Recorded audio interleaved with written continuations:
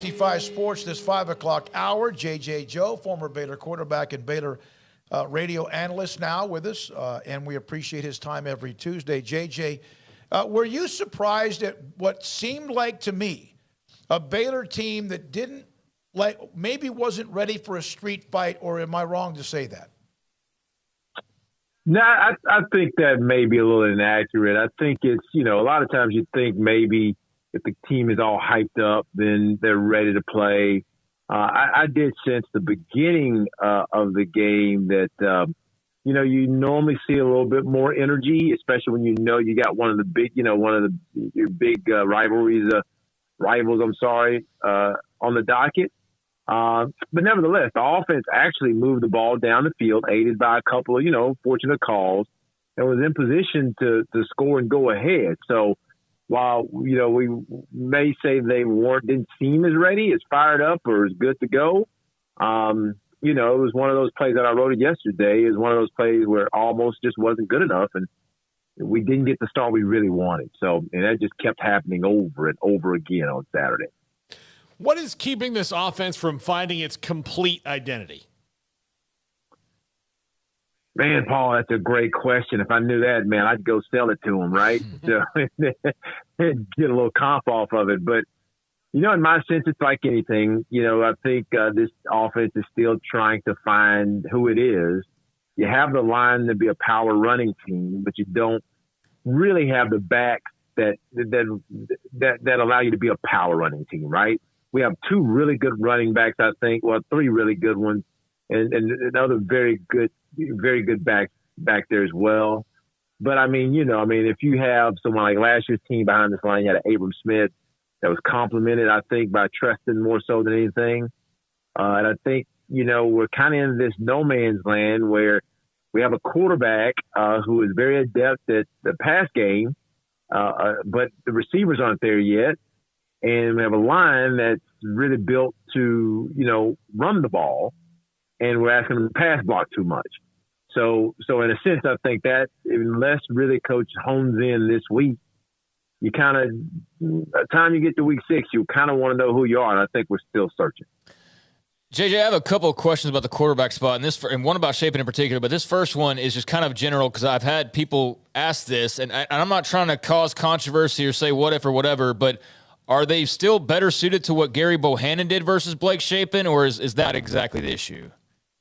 No, I don't think that's exactly the issue. Okay. I think Chapin, in my opinion, Chapin is the right guy for this team because he can get you to think about it. We're not in that game without his arm. Right. And his accuracy. It's not just his arm, it's his accuracy and ability to put the ball in a small window. So you need Chapin for this team. But it's kind of similar to kind of my pro team, my Cowboys. It's like they're figuring out really what kind of team they are with their starter on the bench. Right? They're figuring out that really they should probably throw the ball 23, 24, 25, maybe 27 times a game and run it with those backs more often than not to set up something. I think Baylor, I wrote this yesterday. I was like, Squirrel had 2 touches. At halftime, I was looking at our runners, and we were averaging like 6 yards a carry. And, and after what I called, I thought, as Coach Grimes was an excellent OC, his best game at Iowa State. I thought this week, maybe there was a little over-processing, and that's just me as an amateur looking at it. Instead of saying, hey, I can't run it on first down because they're gonna jump with me, man, on first down.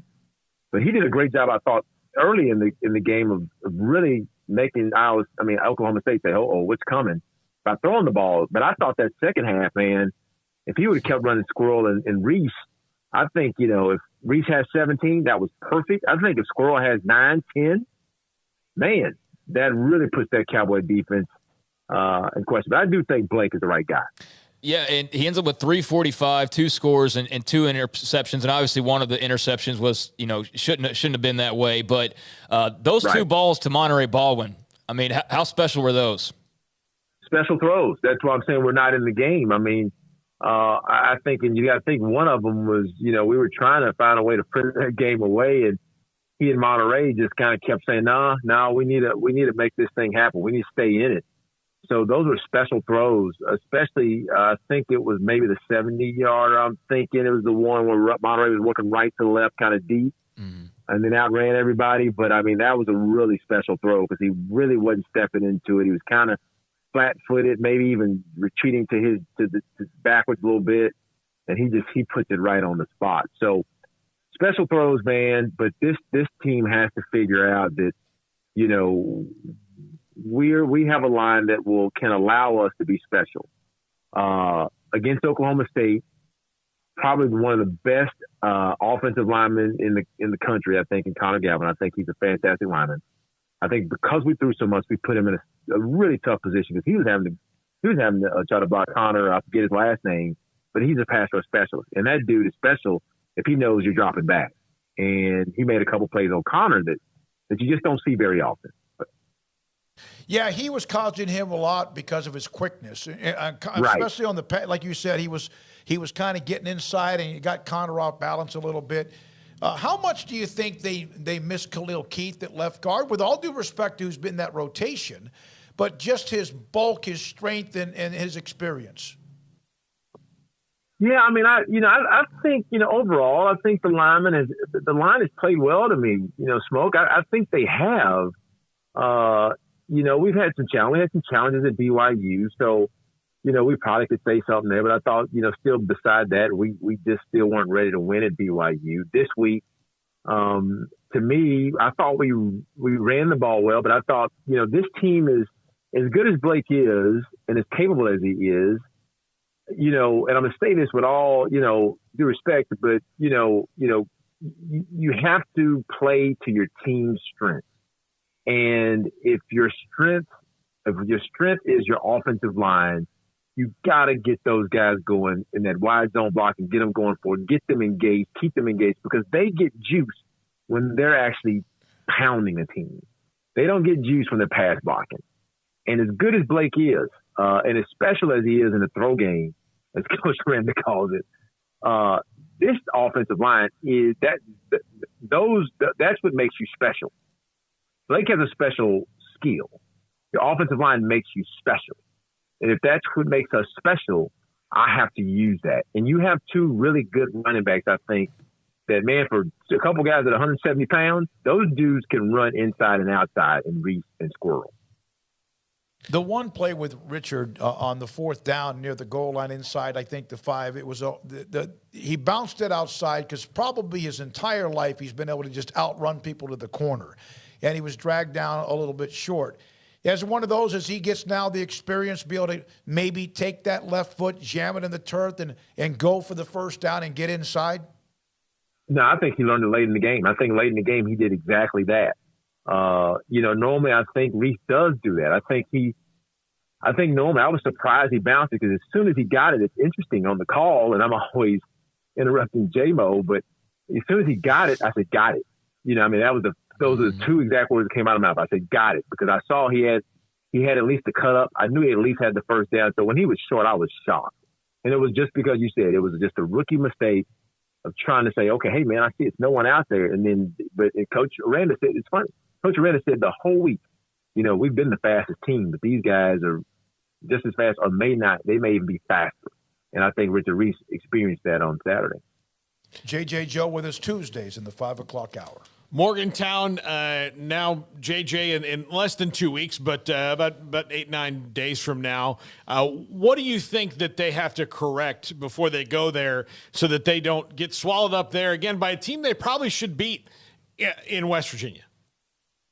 Yeah, I think, you know, I was thinking about this, man, this week, and with Baylor's learning. This is why I'm duly impressed.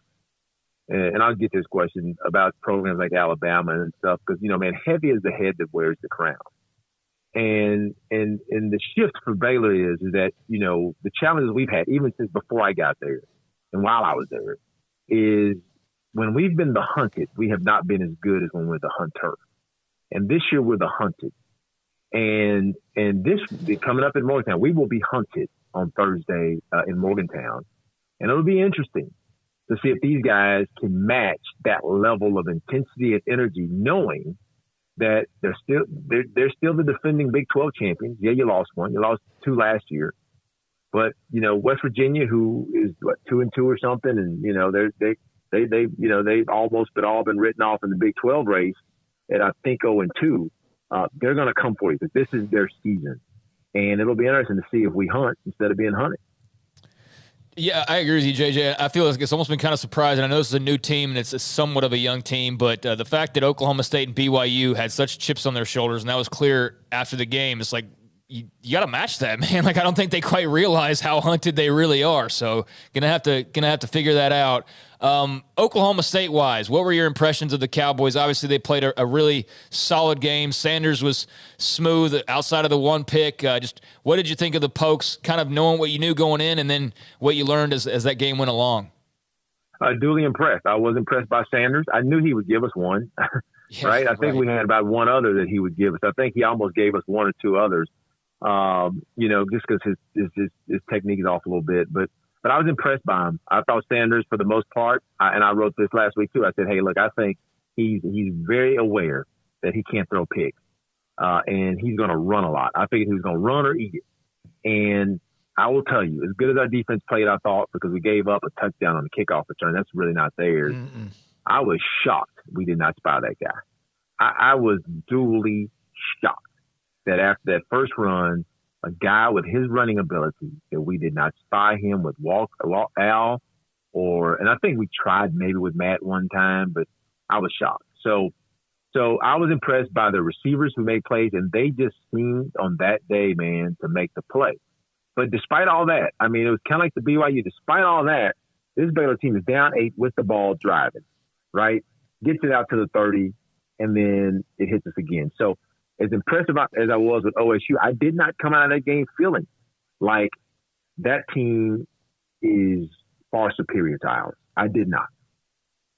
JJ, that's an off week. How much can you do?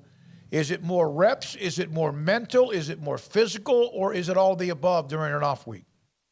Well, I love what Coach said. He talks about self-scouting. A lot of that goes on during an off week. Coaches look at, hey, what we're calling, what we're doing.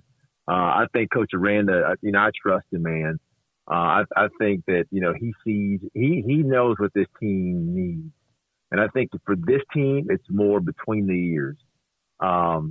And ultimately what I think with this squad is that, he said it, this ain't last year, but that's less for the players and more for the coaching staff. I think he was talking to the coaches instead of his players. Because I think sometimes we have so many guys coming back. We have a special quarterback who played a lot, even though we have young runners and young receivers. Hey, that seems to be coming together.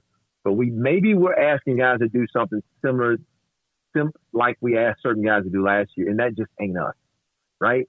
Yep. We got to do it just a little bit different. So it'll be interesting. But I think a lot of it is just mental and getting themselves back to playing that kind of football we know they can play. Yeah, he's mentioned the coaches quite a bit in like post games and stuff. Like I definitely think there's some messages like those sessions. We like to think that he's just talking, but there's always messages for all coaches when they're doing those things. And JJ, there was one roster note today. We're going to see this. We have already seen this across the country because of the saving your year and all that. Josh Fleeks has entered the transfer portal after a lengthy time at Baylor. It just never seemed like he ever really found his place. I mean, he played wide receiver, then he was back at running back this past season, but we didn't see a whole lot of him. Just one of those situations that just wasn't the right fit ultimately. Kind of how do you view that? Yeah, I pray that Josh finds, a home. I know he played for Coach McGuire in high school, so maybe that's an opportunity for him. I just hope he finds something. I think he's an excellent talent. But, to me, he's a hybrid. To me, he's is he a receiver slot? Is he a running back? He's kind of an in-between guy. And I think in this offense, they never could find the fit. So maybe if he goes somewhere else and gets an opportunity, he gets a chance to play. But for all intents and purposes, I hear that it sounds like he did everything they asked him to do, switch positions and all that, and it just didn't work out. So I hope the best for the young man. JJ, it's always great to have you on, buddy. Appreciate your time. All right, guys. Thanks. JJ Joe, Baylor Radio Color Analyst, former Baylor quarterback, and his thoughts about many things.